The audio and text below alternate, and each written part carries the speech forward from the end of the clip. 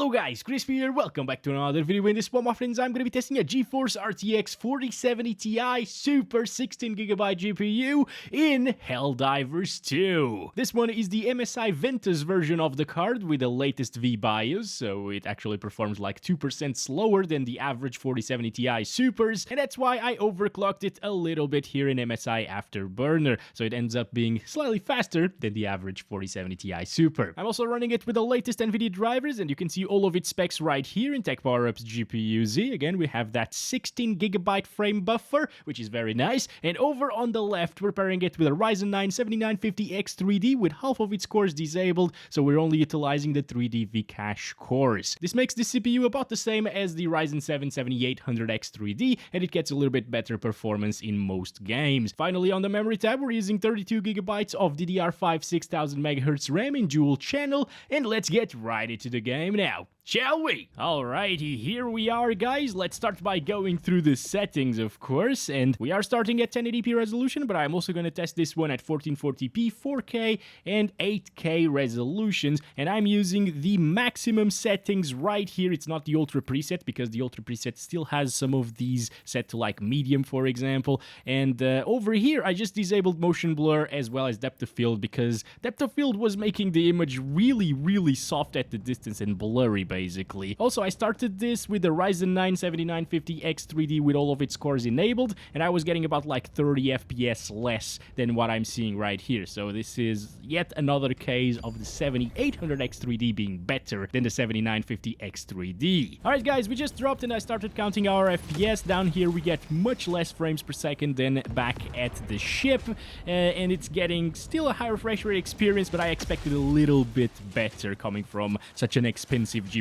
at 1080p resolution, right? Also, it seems like GPU usage in this game is always around like 95%. I've also seen other people in the comments saying the exact same thing. Obviously, we're not really CPU bound or anything. It's just how this game behaves, basically. With the Intel Xe graphics, I was also seeing the same behavior. And comparing to the Intel Xe graphics, this looks 1,000 times better, because when I tested the Intel Xe graphics in this game, it was broken. The game had broken graphics, so I'm finally seeing the game how it's supposed to look like. And I like what I'm seeing, honestly, guys. It's pretty soft here at 1080p resolution, but you can adjust the sharpness, and I think overall it looks pretty alright, you know, like, these textures don't really look that amazing, but at least the game runs very well in terms of stability. There isn't a single stutter to be seen, and you can see that the 1% lows are very similar to the average FPS that we're seeing right here. That's exactly what we want for a buttery smooth experience. Alright, anyway, since 1080p is just a flawless experience, let's just move on to 1440p next. It's good to see a well-optimized title these days, my friends. I wasn't expecting it. Okay, here we go. We're now at 2560 by 1440, still using the maximum settings. And also, it could be performing a little bit below my expectations, because I expected higher FPS, as I told you, because of the maximum settings. Maybe if you set it to like Ultra preset, it will perform a lot better. I don't really know for sure. Maybe I'm gonna mess around with that in just a little bit in this video, but yeah, even at maximum settings and 1440p resolution, you can still play absolutely flawlessly. So there is no problem, and this is exactly how I play this game, because it looks really good right now at 1440p. All of the reflections as well, which aren't really ray traced, but things are still on screen. Maybe these are cube map reflections, actually. Yeah, VRAM utilization is also really good at 6GB of VRAM allocation, so it's actually utilizing a little bit less than that. 16 gigs is obviously very nice to have, but it seems like for this game in specific, you don't need that amount of VRAM. Alright, here we go. Finally some action. There we go. I'm always killing the same type of enemies in this game. It's pretty weird. I really hope there are other enemies, other types of monsters and stuff like that, aliens basically, because if that's not the case, this will get stale very quickly, guys. Also, a lot of smoke effects and explosions and stuff like that. It's not really dropping our FPS by too much. It's pretty much the same experience every single time. Even looking at the sky, this game doesn't really boost our FPS like crazy like we see in other titles. It's extremely well optimized, in my opinion, in terms of that stability at least. What the hell? Okay, I don't even know what I'm doing, honestly. Find Terminate Brood Commander. Okay, is that you, Terminate? Hello? No, it's not you. Oh my god! Oh, I'm exploding things around me and dying. Yeah, that's not good. I think the major thing that this game lacks is DLSS, because I'm pretty sure it's not present in this game, and if it was, you could enable it and have an even better experience, you know? So yeah, if I set it to ultra quality, first of all, DLSS usually doesn't have an ultra quality preset, and yeah, this is a little bit softer, but it doesn't look like it's DLSS. It looks like FSR1 or IGTI, for example, which is found in other games like Spider-Man Remastered. So, yeah, in my opinion, you shouldn't really use upscaling in this game unless you are at, like, 4K resolution, then it doesn't really make that big of a difference. Now, what about supersampling? Can we make the game look a lot sharper like this? Oh, yes. Damn, that looks really good. So I'm not really sure how much super sampling it's applying here because it doesn't really tell us, but it definitely makes a difference in my 42-inch monitor. Can you spot the difference in a 27-inch 1440p monitor? Probably not so much. It's still gonna be noticeable, but yeah, just stick to the native resolution once again. This is way too intensive, and it's still 60 plus FPS, and since the game is so damn consistent, it might not even drop from 60, or if it does, it's only to like the high 50s. But still, yeah, 100 plus FPS average is definitely way more comfortable in my opinion. Where are we going, guys? Oh boy. Oh, it's in that direction. Come on. What? Alright, it's time to move on. 69 FPS average, by the way. That's perfect. Oh boy. Oh boy. Let's just kill all of these guys over here. Oh my god. Look at that. Orbital barrage. No, boy. I'm fine. I'm fine. I'm fine. Let me just heal myself. There we go. Oi. So many of them. So many.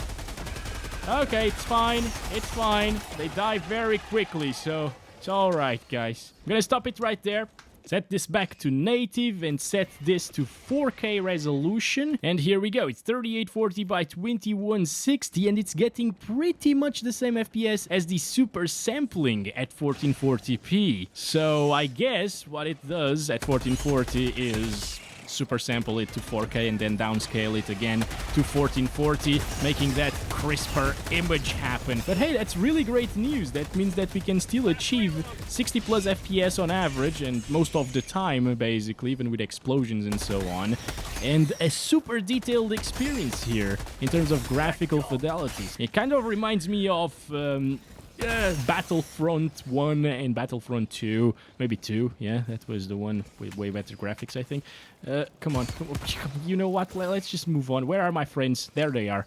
I'm just falling behind here. I don't want to stay here alone. Also, a little bit of grass doesn't seem to lower our FPS. Oh my god, and the smoke as well. It's really well optimized, once again. Seeing the FPS at 1080p kind of got me worried that at 4K we wouldn't see 60 plus all of the time. But no, we can actually get that. That's very, very good to see. And also, 98% GPU usage here at 4K. Something fishy was going on there at 1080p, I guess.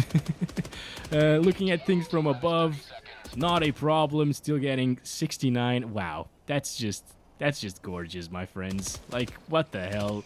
69 average. It's perfect. It's basically a perfect experience at 4K. I just wish it had DLSS, because that would give us pretty much the same graphics experience, at least comparing to other games, with much higher FPS. And also, if you were wondering, around the ship at 4K resolution native, we're getting about like 20-25 more FPS than what we saw down there. So yeah, I guess next up we should probably try it at 8K. Oh no, what is happening? What is happening? I changed it to 8K and it started the game instantly. I wanted to change the settings, at least run around the ship for a little bit as well.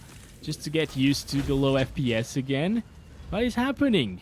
Oh, I'm alone again. The host has left the game. Okay, well, I was not the host. All right. Anyway, it's barely getting 20 plus, I guess, and I think down there it's actually gonna dip into the teens. But let's see if we can get those cinematic 24 FPS on average. Okay, here we go, guys. Ooh, this is looking way more similar to the Intel XE graphics gameplay with broken graphics, but this actually looks good still.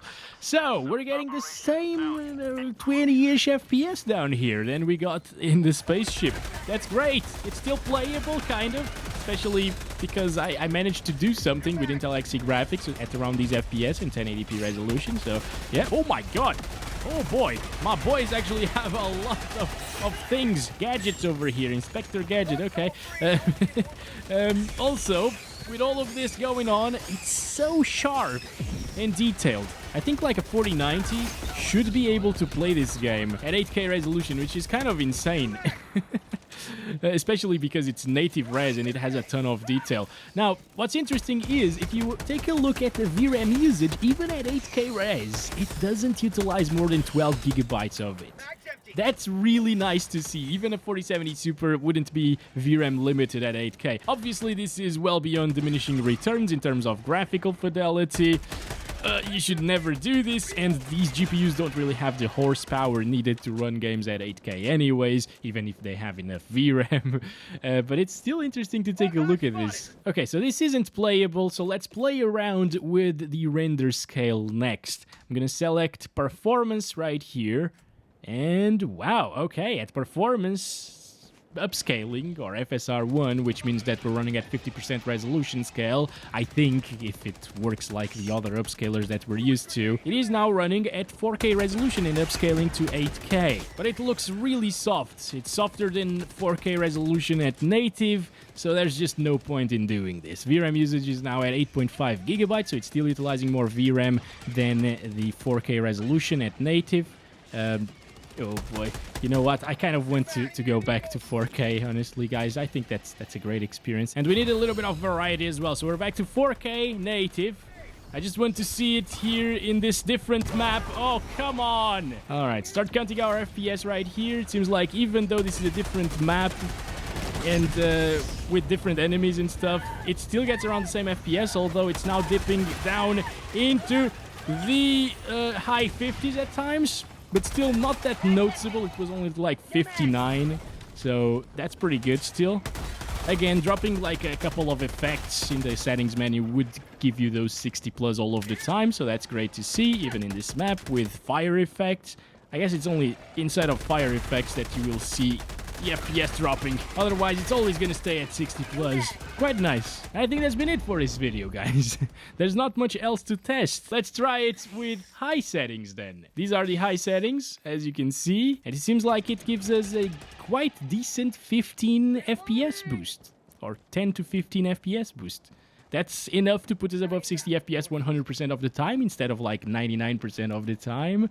And yeah, it looks pretty much the same, although maybe just slightly softer.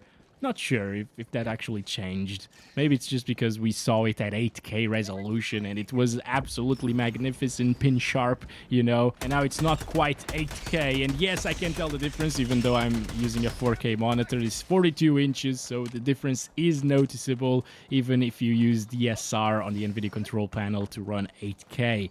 But yeah, if you want a consistent 60 plus FPS experience 100% of the time at 4K resolution, this is it.